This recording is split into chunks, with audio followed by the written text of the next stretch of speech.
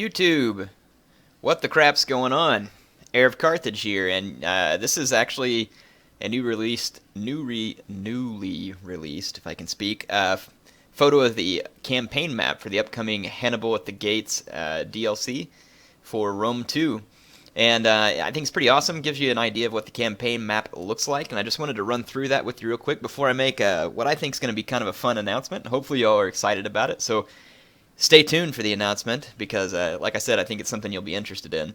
So in this case, we can see the campaign maps focused on the Western Mediterranean. Looks like all of Iberia through the Pyrenees, and then on over to the Alps and into Italy, as well as North Africa from probably the Lepsis area back to, oh crud, I can't remember the name of that area over there in the far west of the map where the Gaiatuli are at, but Mauritania or something like that. Anyway, you've got all these. This shows you your different factions, where their starting region is, and what their possessions are. You can see that Rome obviously starts with a number of provinces there, which represents their holdings probably after the First Punic War, so they are in control of Corsica and Sardinia, as well as Sicily, which would have previously been under the control of Carthage at an earlier date. And it looks like that you get to start as Carthage and go ahead and expand your Iberian influence before you move towards Rome, which would be pretty exciting. It also gives you the starting locations of the Lusitani, the Arvasi, and Syracuse, each who start with a single province, and in probably a relatively inferior position compared to Carthage and Rome. So that'll be an interesting challenge. You can see to the south of Carthage, you have the Massazeli and the Massili. You got Libya, Garamantia. Another one there, Mari and Gaiatuli. So obviously there's North African tribes that you can either ally with or subjugate, or I say subjugate. I don't know what features are there. I'm just making speculation here. You got all the Iberian tribes there. You got the Galaci and the Cantabri, as well as the playable factions like the Lusitani and the Arvasi, which will add some interesting units there. So, and then you've got Rome, of course. Looks like the Samnites and the Etruscan League still mixed into them. And just to their north, they have some Gallic factions there as well, and the Insubres, the Boii, the Veneti, and Liguria. So it ought to be really interesting as far as the campaign map goes. Also, you can see there the Balearic Islands.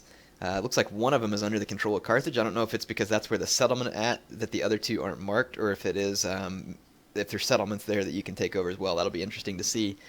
But nice that you'll be in control of that. You could potentially, of course, maybe get some mercenary Balearic slingers quickly into this. One thing you will notice is that, and I don't think you could see my cursor even if I moved it over it, off to the east of the map, I believe it's, if I've got it right, across the Adriatic to the Illyrian coast, you'll notice that there's no factions there, or no Greek factions. Now some people might be like, oh no, because Carthage was trying to ally with Macedon, and then Rome, had to go fight Macedon. I know, it would have been neat to see that, but I think that the idea here is that, and again, this is just speculation, no idea.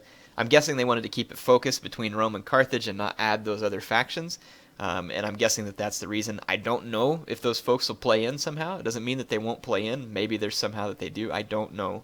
But I'm just guessing that they wanted to focus on this particular area, and to be honest, I'm pretty darn excited about it. It looks like you can use this map to try and do a good run-through of what Hannibal actually did in real life, or probably rewrite history as usual. So it should be interesting. Of course, at the start of the Second Punic War, the Carthaginians had lost their naval supremacy. They'd lost their holdings in Sicily and Corsica and Sardinia, and they'd lost a considerable amount of wealth. The Barcid family had started with Hamilcar at its head, had gone to Iberia to help regain some of that lost wealth. They expanded their influence, conquered and subjugated tribes, or allied with certain tribes, and became very rich. And Carthage began to regain some of his former glory, and of course the Romans didn't like that at all. And so they, long story short, the Romans kind of made some treaties with the folks at Saguntum, and Hannibal didn't like that. He saw the writing on the wall and lashed out, took Saguntum to force a conflict with the Romans. As part of the Carthaginian Council, wanted nothing to do with the war against the Romans for obvious reasons. But Hannibal, figured that he could handle the situation, and that's when he started his famous march over the Alps. Of course, coming out, winning a major victory at Trebia over Tiberius Sempronius Longinus. And then you also had his victory at Trasimene, which I can't remember the name of that. consul that he beat there. Part of me wants to, or it may not have been a consul, it may have just been a general. I can't remember. I think it was Varro, maybe. I could be wrong. I haven't read up on it in a while. And then, of course, his victory at Cannae was beautiful.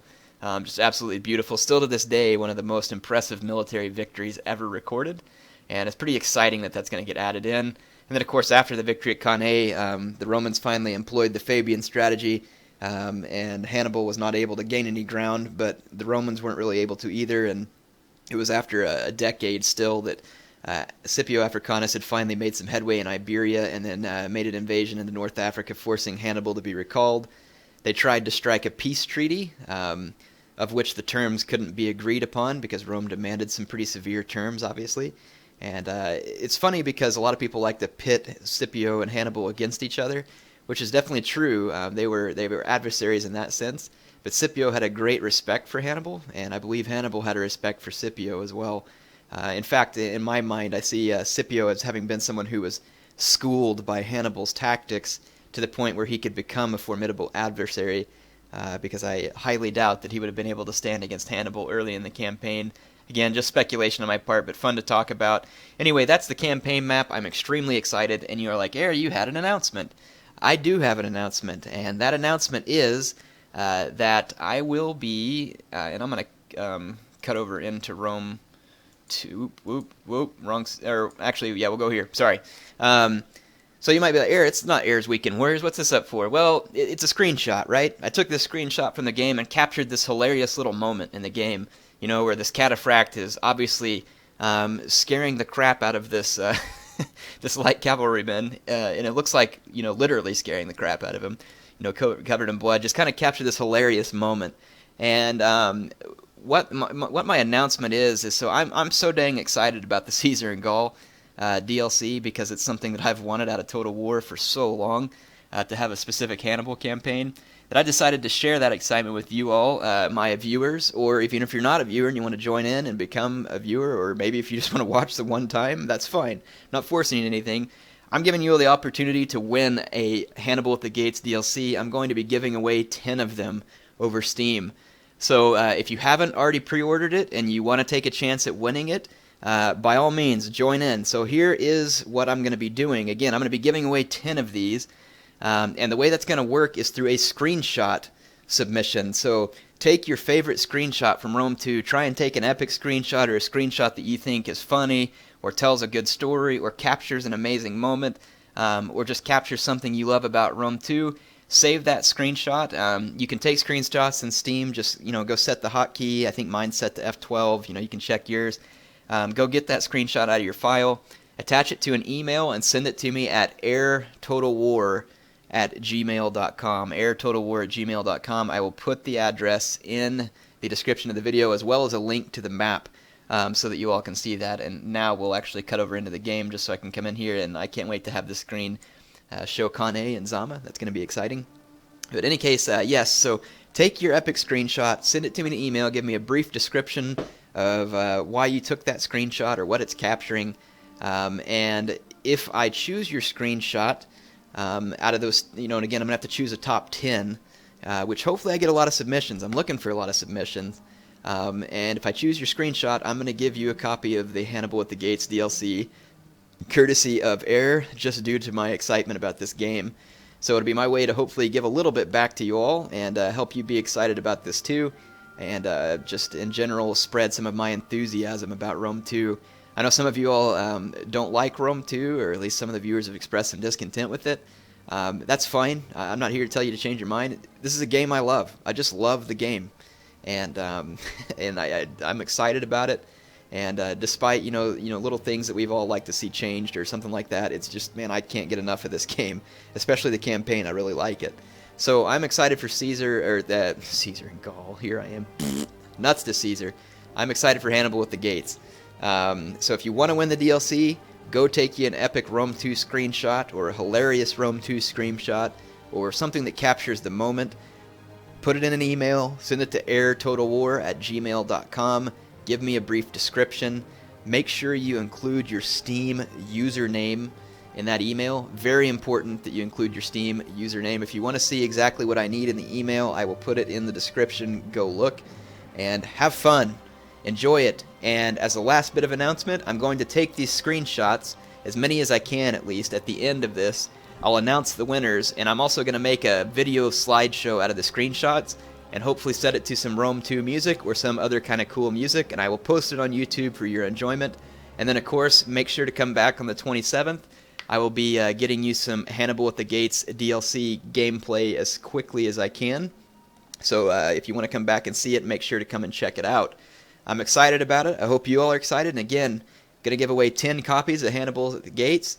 If you want to win one, take an awesome screenshot, send it to me, and hopefully I can hook you up. Anyway, that's all I have for now. If you all have any questions, leave it in the comments, and I'll do my best to answer it for you. HeirofCarthage, signing off for now.